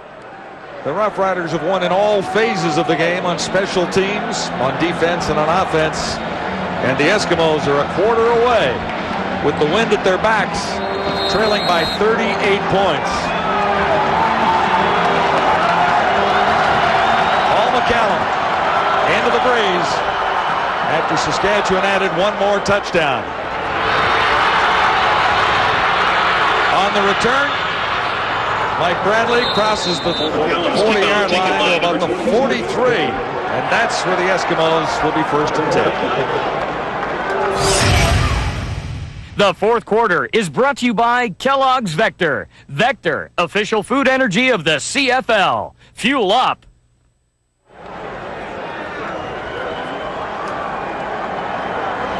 This is not over as far as the Saskatchewan Roughriders are Unnecessary concerned. roughness. Edmonton 44. After the play, first down. It'll be a huge penalty against Sean Spender as they march the Eskimos back inside the 30-yard line now. Roughriders have 40 points on the board to finish ahead of the Eskimos in the standings. If in fact it is a tie with games won and lost, the Riders have to win by 25 today. No catch on first down. Ed Hervey laid out and couldn't bring it in. So basically right now, the Edmonton Eskimos have a 13-point advantage when you add the 25 to the 2 they have. Absolutely, that's the total. And I hope Jared is listening this afternoon, because he can call you Kermit as well as giving me the shots when I lost my voice a few weeks ago.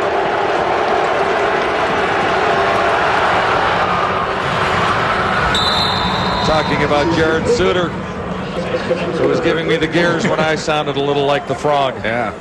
Well, you know, I'm not used to this Regina cold. No, you shouldn't be. You only spent 11 years about 4 blocks from here. It was a while ago, though. And it snuck up on me. Wind chill -8 at kickoff.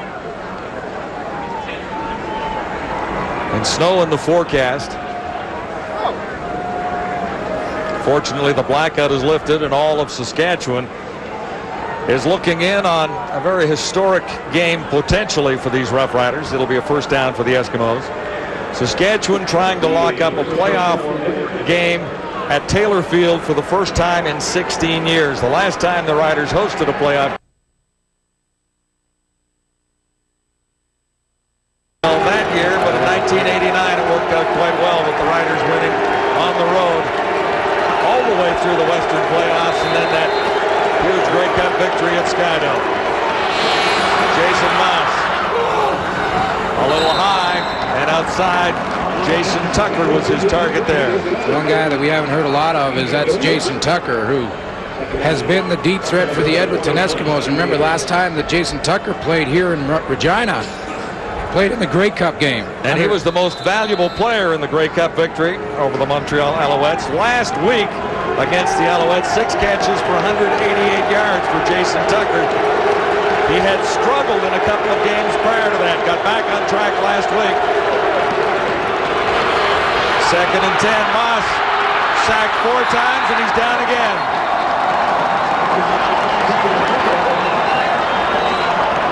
Taro Jariniak with his 2nd sack and another flag down. This after the play. Benefield was in the middle of that, and he was working against Carson. And he's either been on Glenn Carson or Chris Morris.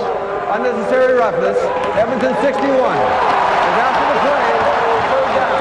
Glenn Carson with the penalty, and it was on David Benefield. Here's a closer look at what transpired after the play. He got his right arm up underneath the chin of David Benefield. Frustrating for the Eskimos along that offensive line with so many changes up there over the last couple of weeks because of injury. With the wind, Fleming doesn't get it all that deep, but there will be no return for Corey Holmes.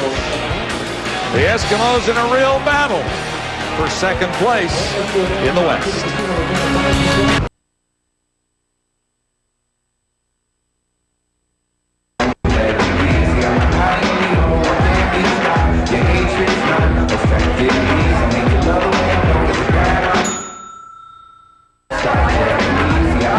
Small can, strong beer. New Molson Canadian 6.0 cold shots. Not a seat available for this one. Since the middle of the week, a sellout at Taylor Field, Regina for a huge game for both teams, but particularly for these Rough Rider fans. Reminder, CSI Miami comes your way tomorrow on CTV, 10 o'clock Eastern, 9 Central Time, CSI Miami. The Rough Riders have the ball again, and the Rough Riders have a 38-point lead on the Eskimos. It's been all Saskatchewan so far.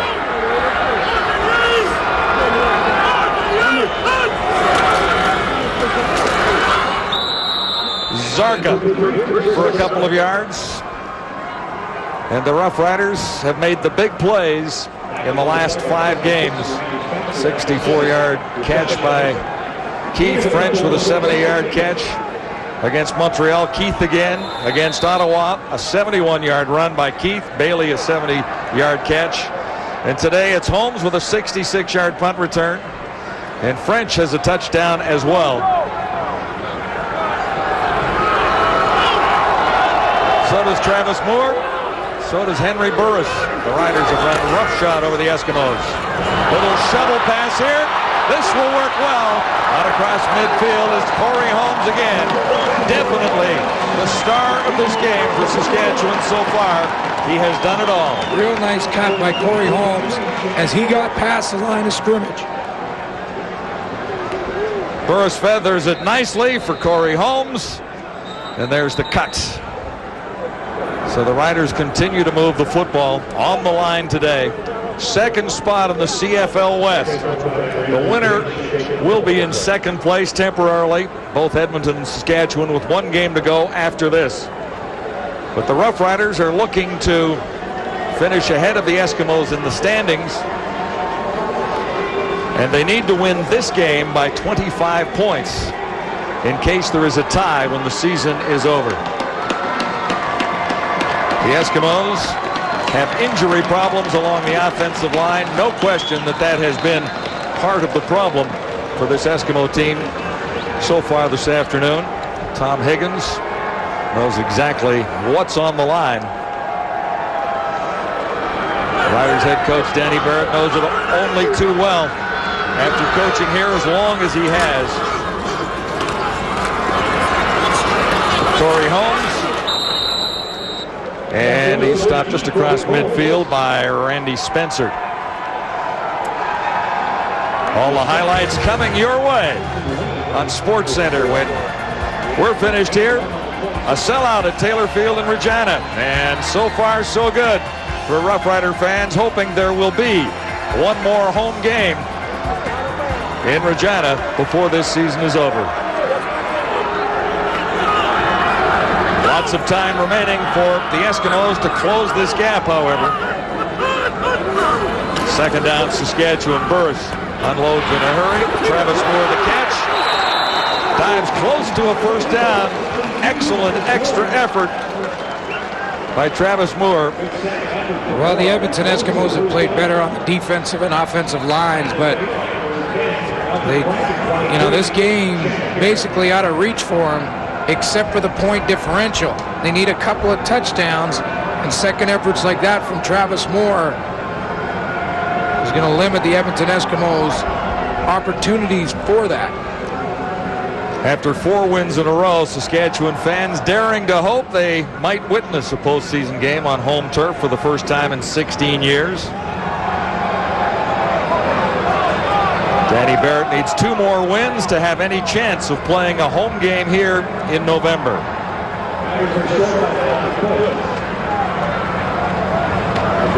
Third down, a half a yard to go as they reposition the ball on the hash marks near side.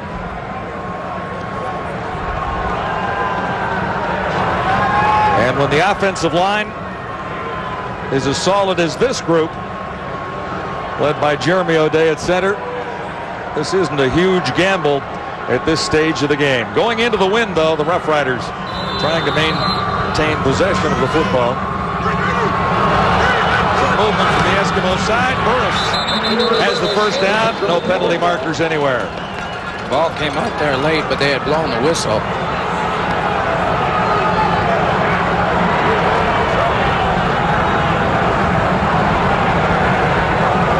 They're going to say it's first down for Saskatchewan.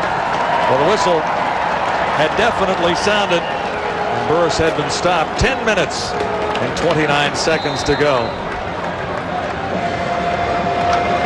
Again, the Rough Riders will guarantee a spot in the playoffs if they hang on and win. The Eskimos, if the score remains close to what it is, we'll have to wait till the final week of the season to find out.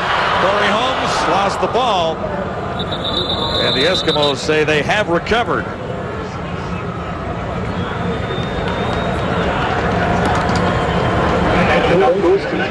Sure, I thought it was Singor Mobley. He might have got his hand on that ball.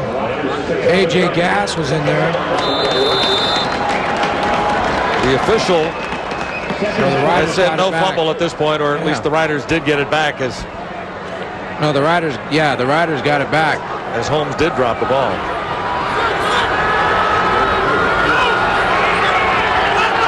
Five-yard gain, 2nd and 5, Saskatchewan. The charge was on, blitzing through A.J. Gass. One of the few mistakes by the Saskatchewan offensive line up front. A.J. Gass timed it perfectly right in the middle of your screen, and there's no one left in the backfield to pick him up. First sack of the afternoon for the Eskimos. The Rough Riders have celebrated 4 times already, 5 times, I should say.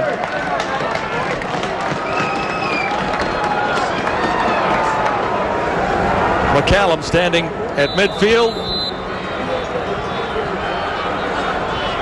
Winston October back at the Eskimo 5.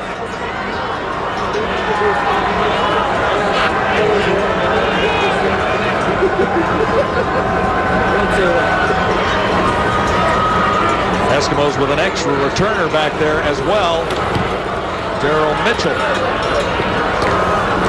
October bobbled it, and he was nailed immediately. Driven back to about the 16-yard line by special team specialist Scott Gordon. The bobble, the hit, 1st and 10 Edmonton. Story brought to you by Sport Check, proud supporter of the CFL, and it's been all Saskatchewan so far. Corey Holmes with 264 total yards. The Roughriders defense allowing only 25 rushing yards. Henry Burris has been hot, passed for touchdowns, and run for one himself. And Jason Moss has had a tough afternoon against this relentless defense of the Eskimos. He's been sacked 5 times. Almost a brilliant catch by Daryl Mitchell. Except for that, Santino Hall got there in a hurry. He dropped back into the middle of that zone defense. Just draw the pictures and I'll keep chatting here. You see Mitchell, a heck of a play. Yeah, and he was in the deep third, came all the way across.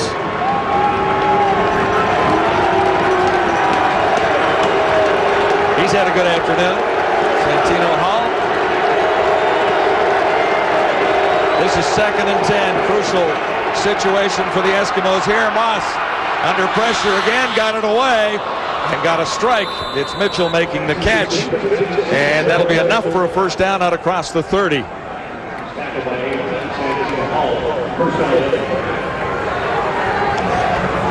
Daryl Mitchell with 10 touchdowns on the season, closing in on his 1,000-yard barrier. But he was the guy for the Eskimos when they went on that nice little win streak in the middle, who caught a touchdown every game and usually only 1 pass. This will work, and Herbie makes the catch at the 35. Davin Bush wrapped him up in a hurry. 7:40 to go. Even though Edmonton is completing the odd pass, the Saskatchewan Roughriders making it very tough on him. You can see they break on the ball in a hurry. Ed Herbie made the catch, but was hit immediately. Rider defense will allow a little bit in that area. Only a 3-yard gain there. 2nd and 7. Flags are down. Herbie makes the catch, breaks the tackle, and sprints down the far side. But the flag is back at the line, and the early indication would be holding against the Eskimos, so they'll bring this back. Yeah, they will. Umpire makes that call. He's always Holding. Edmonton 65. 2nd down repeated. Again, the Eskimos with Kevin Westrood playing center for Tim Princeton, out for the last couple of games, and the left arm drags down Alondra Johnson. And with that injury to Princeton, the Eskimos have had to make several adjustments along the offensive line. However, Edmonton did come out with that huge victory over the Alouettes last week. The Roughriders have been too much to handle here this afternoon so far. Terry Vaughn, the intended receiver there, with 6:44 to go. Roughriders with a 38-point lead. When Edmonton's trying to go after Santino Hall, he's risen to the challenge every single time. I don't think they've got 1 catch on Santino Hall tonight or today.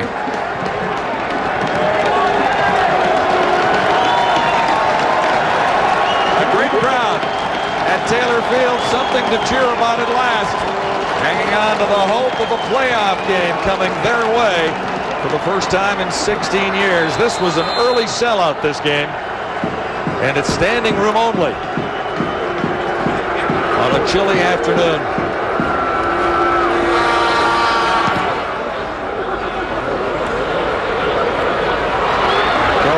Mahomes, an over-the-shoulder catch. Robert Grant got to make the tackle there. Roughriders have the ball back, 6:22 to go, and Saskatchewan leads by a bunch.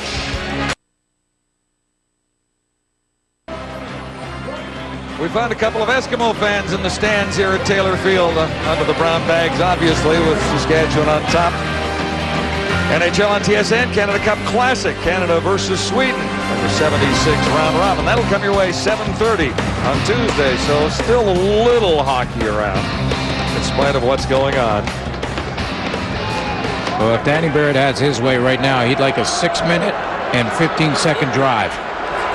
That would be just about perfect to salt this away for the Roughriders. Not only the victory, which seems almost guaranteed, but also the opportunity to finish ahead of the Eskimos in the season standings by winning the point differential. Again, Saskatchewan has to win by 25 to win the season series over the Eskimos.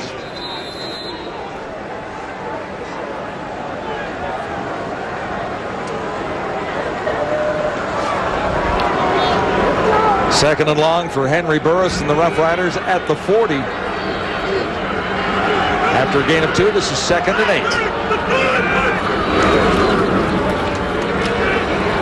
Burris looks long, and not quite. Dominguez turned around and couldn't squeeze it.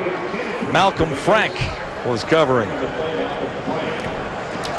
Obviously, Henry Burris loves what his offensive line has done in the last 5 games in particular. It's in evidence again here this afternoon. To me, I compare this offensive line to like a old Tommy Frazier, Nebraska Cornhusker offensive line where you would just pound teams for 3 quarters, and in the 4th quarter you pretty much just put them to sleep. Well, I'm not sure if the Eskimos are asleep down there. This is a solid Eskimo front on defense, but